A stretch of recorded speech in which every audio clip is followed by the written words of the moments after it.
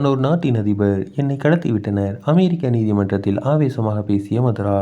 Venezuela நாட்டின் அதிபராக இருந்த மதுரா கைது செய்யப்பட்ட நிலையில் அவர் இன்றைய தினம் நியூயார்க் நீதிமன்றத்தில் ஆஜர்படுத்தப்பட்டார்.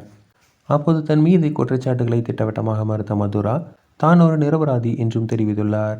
மேலும் அதிபராக இருந்த தன்னை சிறைப்படுத்திவிட்டதாகவும் கூறியுள்ளார். வெனிசுலாவில் கடந்த 15 ஆண்டுகளாக ஆட்சி செய்தவர் மதுரா.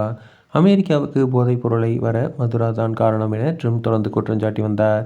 இந்த சூழலில்தான் அமெரிக்க படைகள் கடந்த சனிக்கிழமை அவரை கைது செய்தது.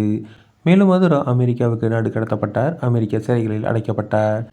தற்போது நியூயார்க் நீதிபதி முன்பு ஆஜரான நிக்கோலஸ் மதுரா தனது கைதுக்கு எதிர்ப்பு தெரிவித்தார்.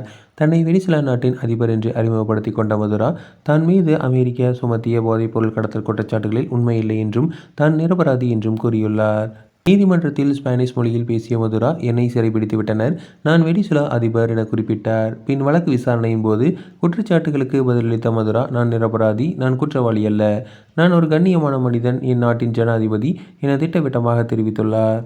நீதிமன்ற வழக்குகள் அனைத்தும் ஆங்கில மொழியில் நடைபெற்றது. இருப்பினும் மதுரா மற்றும் அவரது மனைவிக்காக ஸ்பானிஷ் மொழியில் நீதிமன்ற விசாரணைகள் மொழிபெயர்க்கப்பட்டன.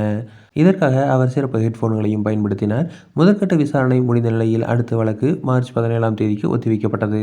மதுரா மீது 25 பக்க குற்றப்பத்திரிகை தாக்கல் செய்யப்பட்டுள்ளது.